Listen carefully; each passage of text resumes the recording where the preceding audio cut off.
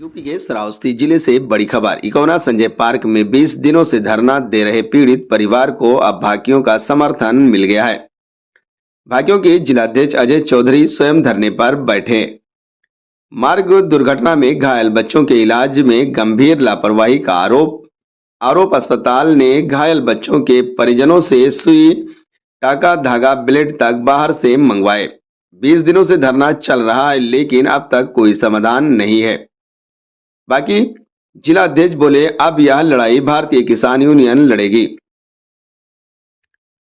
Union ने 3 दिनों के भीतर उग्र आंदोलन की चेतावनी दी। आंदोलन के दौरान किसान लाठी डंडे, कृषि यंत्र और ध्वनि विस्तारक यंत्र के साथ पहुंचेंगे। चेतावनी, सड़क जाम और अधिकारियों के कार्यालयों का घेराव किया जाएगा। मांग, अस्पताल अधीक्षक को तुरंत हटाया जाए। बाकियों ने कहा, अगर कार्रवाई नहीं हुई तो संबंधित अधिकारी के कार्यालय का घेराव करेंगे, जिसकी पूरी जिम्मेदारी प्रशासन की होगी। देखिए, अपने किसान संगठन की अगर बात की जाए तो 48,500 कुछ किसान संगठन के लोग कार्यकर्ता यहाँ उपस्थित हैं। लेकिन हम आपके चैनल के माध्यम से बताना चाहते हैं शासन प्रशासन को कि हर ब्लॉक से लगभग 10-10 ट्राली की व्यवस्था, 15-15 ट्राली की व्यवस्था की जा रही है।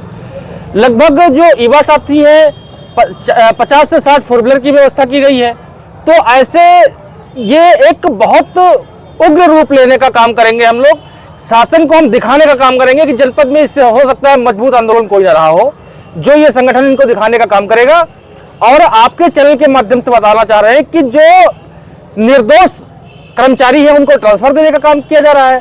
जो दोषी कर्मचारी है उसको संयोजन के रूप में बैठाने का काम किया जा रहा है। हमको एक ये कल से देखने को मिला कि लगभग जो यहाँ का अधीक्षक है, इसके ऊपर शासन सत्ता का कोई ना कोई एक बड़ा हाथ है, जिसकी वजह से इसका ट्रांसफर नहीं हो रहा।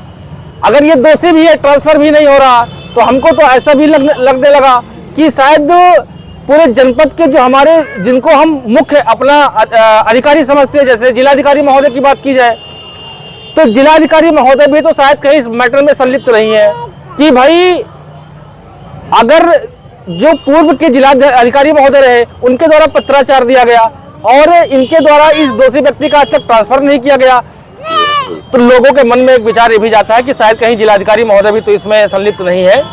तो मैं उनसे आशा और विश्वास करता हूं कि इसको तत्काल 3 दिन के अंदर, 1 दिन बीत गया है, 2 दिन समय प्रशासन के पास और है, इसको हटाने का काम करें, वो ज्यादा ठीक रहेगा। पीड़ित परिवार है, इसकी दुख सहन करने की क्षमताएं धीरे धीरे कम होती जा रही है। जो आज हम कल भी आए थे और आज भी इस धरना स्थल में पहुंचे, मुझे लगा कि वास्तव में ये पीड़ित परिवार है, क्योंकि एक बात समझ में ये नहीं आ रही कि जो आदमी दोषी है उसको पूरा शासन सत्ता के लोग बचाने में क्यों लगे हुए हैं। तो हम अपने संगठन के माध्यम से ये कहना चाह रहे हैं, आपको आपके चैनल के माध्यम से कहना चाह रहे हैं कि इनको एक मजबूती से हम लड़ाई का रूप देने का काम करेंगे, जो इस अधीक्षक को हटवाया जाएगा। क्योंकि अगर परिवार का एक व्यक्ति गलत काम करता है तो उसका जिम्मेदार मुखिया होता है। अगर मुखिया जिम्मेदार है तो फिर 2 फार्मासिस्ट डॉक्टरों की नियुक्ति वहाँ से हटा दी गई। तो अभी तक अधीक्षक किसके दबाव में आकर के नहीं हटाए जा रहे हैं, ये हम डीएम साहब से कल इस पे बात करेंगे। और आज चिट्ठी भी हमने लिखी है, 3 दिन का टाइम दिया है। अगर 3 दिन में इस समस्या का समाधान नहीं होगा तो यहाँ एक उग्र आंदोलन हो सकता, रोड जाम हो सकते, चक्के जाम होंगे, जो ध्वनि विस्तारक यंत्र के साथ होंगे।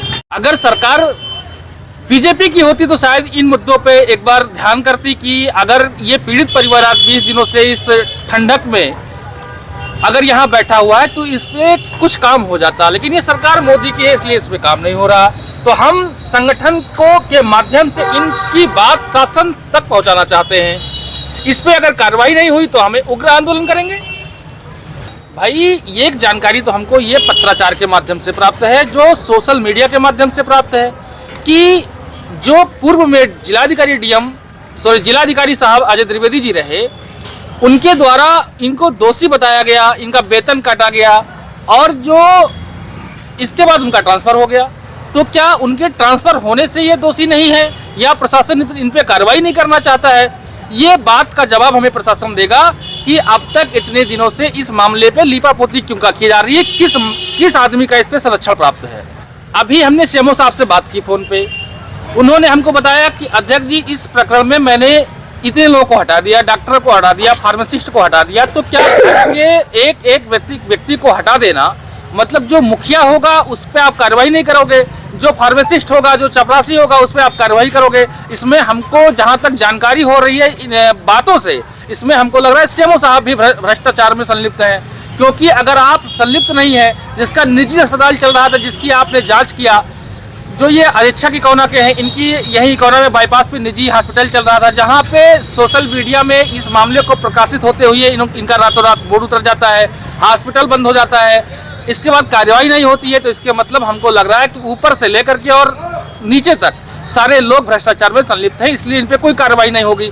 लेकिन हम भारतीय किसान यूनियन के माध्यम से इनको दिखाने का काम करेंगे कि एक पीड़ित पक्ष का मामला कैसे रखा जाता है और कैसे इनको हटवाया जाता है। क्योंकि अगर भ्रष्टाचार में संलिप्त है तो इनको हटा के ही संगठन दम लेगा। क्योंकि हम भारतीय किसान यूनियन टिकैत के एक सच्चे सिपाही हैं। हम टिकने वाले हैं, हम झुकने वाले नहीं हैं, हम पीठ पे गोली खाने वाले नहीं, हम सीने पे गोली खाने वाले लोग हैं। आपको एक बात का विश्वास दिलाते हैं कि दिल्ली के बॉर्डर पर 13 महीने आंदोलन चला, लेकिन चौधरी साहब के संघर्षों से, उत्तर प्रदेश के किसानों के संघर्षों से, पूरे राष्ट्र के किसानों के संघर्षों से मोदी जी को अगर पीछे हटना पड़ा तो इन डॉक्टरों को भी हम अच्छी सीख देंगे संगठन के माध्यम से।